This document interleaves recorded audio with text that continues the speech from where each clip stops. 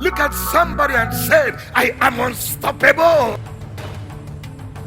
Whatever you thought you lost, whatever is taken from you, God will compensate you.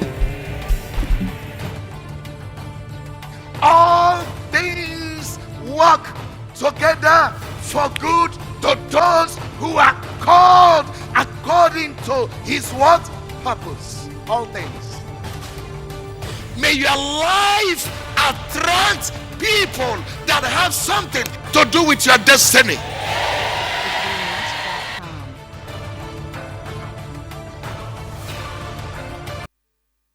I sat down and I began to reflect on 67 years on earth. I found out I have had adversaries on the left, on the right, in front, and behind. Yet, I have come this far.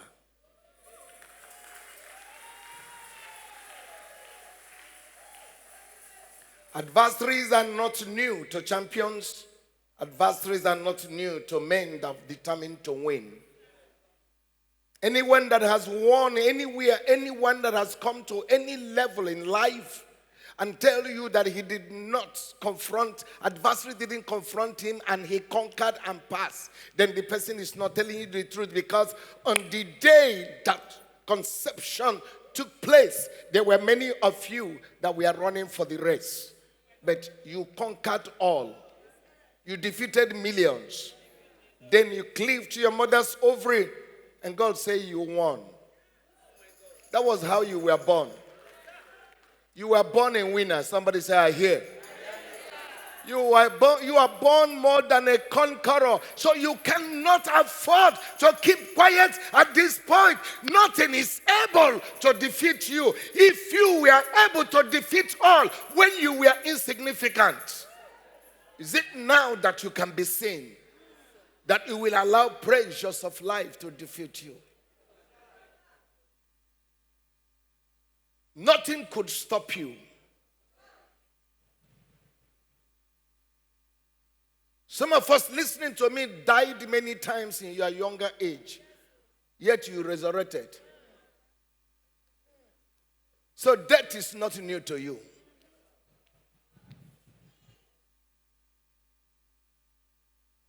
Adversaries are oppositions that rises in life, but not for people going nowhere, for people going somewhere.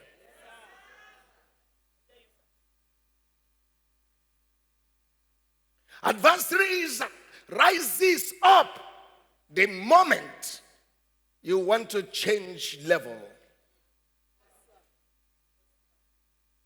And they left Egypt after 430 years. One would have expected that God should not allow another hindrance. God should just give them express road to the land flowing with milk and honey. But that is not God.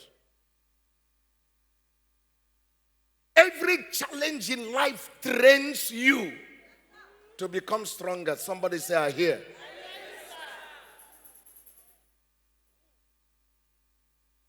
Sometimes you consider it disappointment. Sometimes you consider it unfortunate to you. What you do not know is that there is a document written concerning you. And that document must be fulfilled. Therefore, everything you go through is a part of the document being read. And for you to understand a document, there are punctuation marks. So there is comma, there is semicolon, there is colon, and there is a full stop, and there is a beginning of another sentence. And from the beginning of another sentence, then a paragraph is formed. And a full stop comes again. And there is another beginning of another paragraph. Ladies and gentlemen, listen to me. Life is a storybook. From the day you were born, you began to write. That's why you must be careful what you are writing. For one day will come, you will write no more. You will put the final full stop.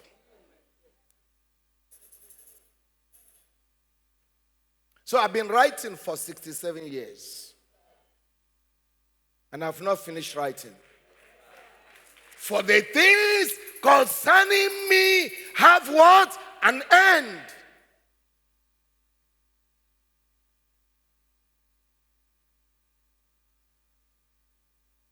You know, sometimes I just sit down and say, God, I don't understand you. And it's like I'm speaking like Solomon. And Solomon said, God, I don't understand what you are doing. People who are righteous, then something evil is happening to them. Then people who are unrighteous, they are just having everything. Then he said, I now look and see their end. Then I cancel myself. I owe nobody anything when it comes to my destiny. I owe it to myself to fulfill destiny. Somebody say, I hear. I've come on this 67th birthday to let you know adversaries are agents sent on your way to try your faith. To see what you will do. The Red Sea became an adversary. What is adversary?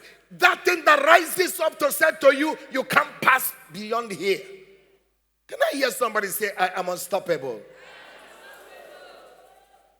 It comes in different ways. It comes in diverse areas. It comes in marriage. It comes in finances. It comes in business. It comes through children. It comes through enemies. It comes through friends. It comes through acquaintances. It comes through relationships.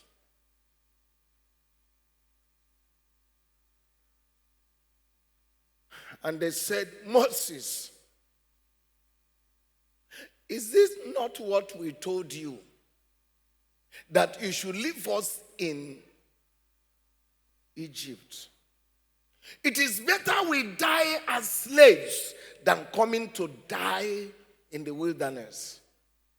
I don't know if you have come to that point in life where you think that your life as an unbeliever is better than your life as a believer. I've come to prove you wrong. You can't pay for salvation.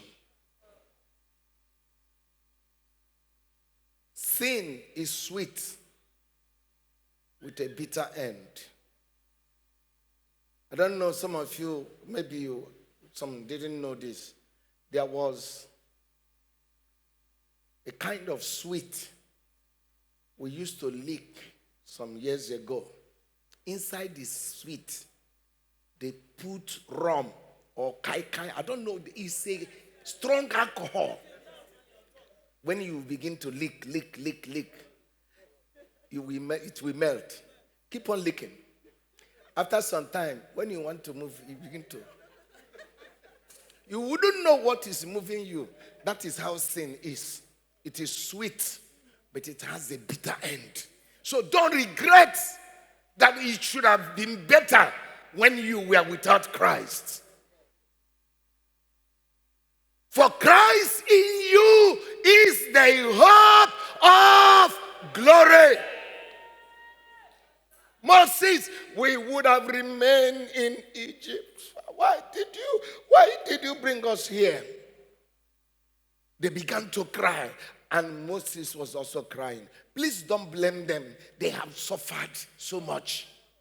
For 430 years, they have suffered.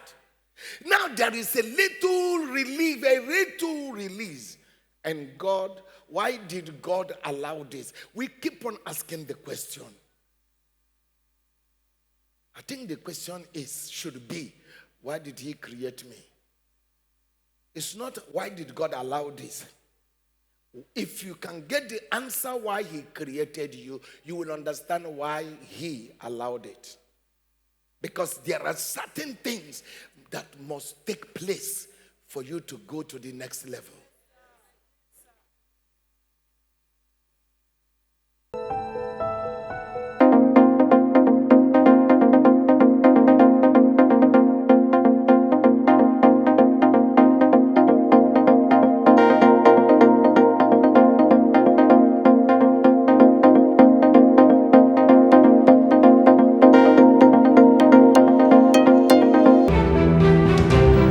your life attract people that have something to do with your destiny. This week is your week of testimony.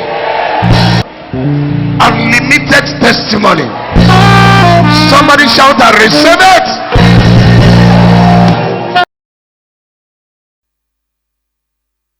Please give me that scripture in Exodus. Exodus. Chapter number, I think it's 14.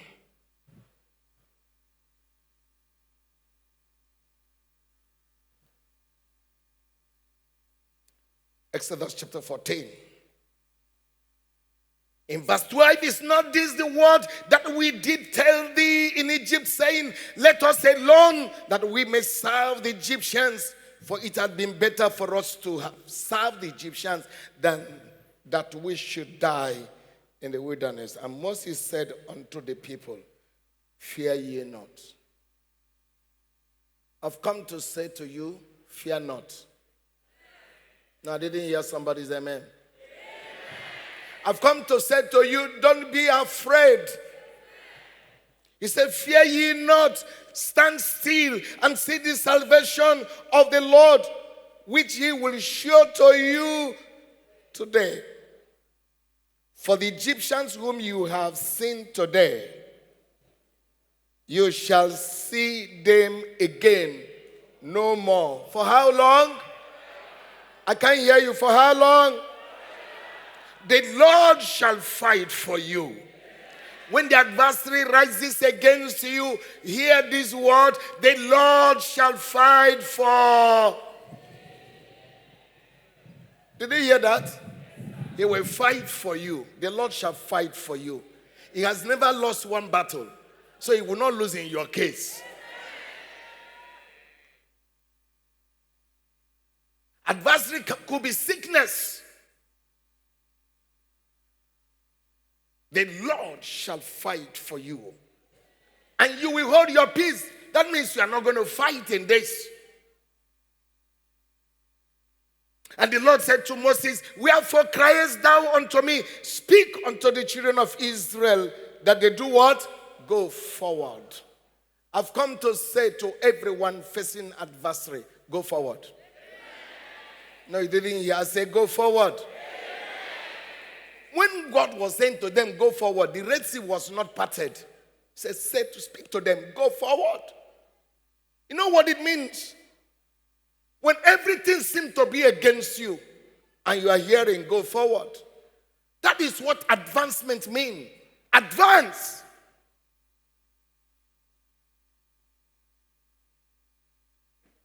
Ladies and gentlemen,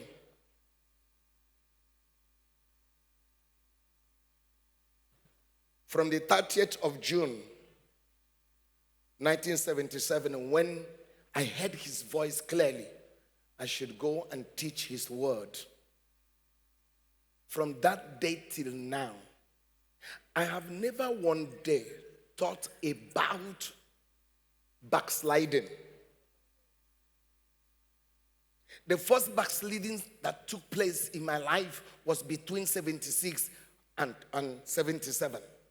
I went back because I didn't want to lose my friend. And before I knew it, I was compromised. But from 30th of June, 1977, I've had adversaries. You know, the adversary that will pain you more is those that you open your heart and you show them love. You run around for them, and they turn around to stand against you.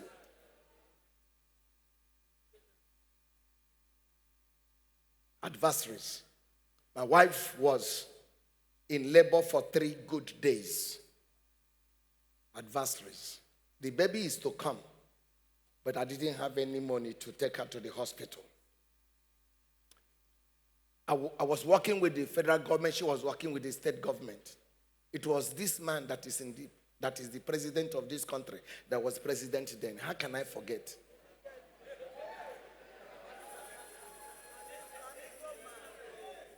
How can I forget? I was rubbing her back when she was screaming for labor. It's not prayer she needed. She needed to go to the hospital. Where we registered, there was no hospital. The only option is to go to the private hospital. And I didn't have money to take her to the private hospital. A woman came in the morning on the third day and said, if she dies, I will tell them you kill her. I said, but I don't have adversaries. Adversaries.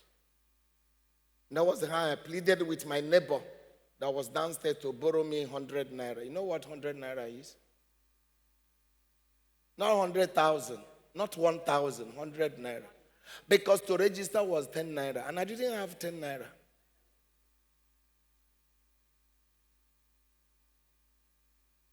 So he said, you must pay me at the end of the month. I agreed. And we went to the hospital that morning. So we registered with 10 naira. You know how we registered with 10 naira? As we are going, labor stopped. Because if she is in labor, will we pay more? Labor stopped. And they registered her normally. As soon as we left the hospital, labor started. And by evening, we are back in the hospital. And she delivered. When she delivered, I was praying. You see, the reason why I hate poverty with everything, militantly, I hate poverty. And they came out, they say your wife has delivered, but your wife is at the point of death. She lost so much blood. The person that didn't have blood before now lost the one she had. And her blood pressure was 60-40. Any medical person here will tell you that this person is almost gone. And they said I should go and buy blood. From where? They gave me the sample. They told me where to go. I took out of the money, paid taxi to get there. And ladies and gentlemen, guess what? It was the remaining money of that money that I used in buying the blood. When they gave me the blood, there was no transport to bring the blood. And that was dead night. I was running, I was walking, I was running. Then police caught me on the way. When they caught me, I said, blood. My wife, my baby, blood. When they saw the way I was not coherent. They said, leave him. And I brought the blood. Guess what? The baby was born at 7 months, 2 weeks. Adversaries. If not God, where would I have money for to incubate the baby? In the morning, they said the baby is free to go. And we came home. And there was no money. One of my boys came and gave me 50 naira. I used it to go to the market. It's not arranging things. There is none. There's nothing in the house. Guess what? 2 weeks later, my bosom friend, a man that I served, cook for him, go to market, do everything, called a man that lent me money when I was. It is evil for a man to borrow money to marry you. Now they hear? Yes, sir. I had already borrowed money when I was married. Now baby has come. I have not paid. It was that my friend that called the man in Lagos that they have paid me and he should come for the money. Adversary by people close to you. And we were there in the house. Lo and behold, my friend came from Lagos. He came for his money. Instantly, my wife began to bleed. We have to end up in the hospital again. It was when he saw what was happening that he told me, it was your friend that told me that you were paid. I said, government announced they are paying, but they have not paid. He pleaded, he said he's very sorry. Meanwhile, we have ended in the hospital. What am I trying to say to you? The adversary that pains so much are people who are close to you, and you are giving them your heart. You are telling them everything about you. Meanwhile, they are your adversaries. But what have I come to tell you? Go what? Forward.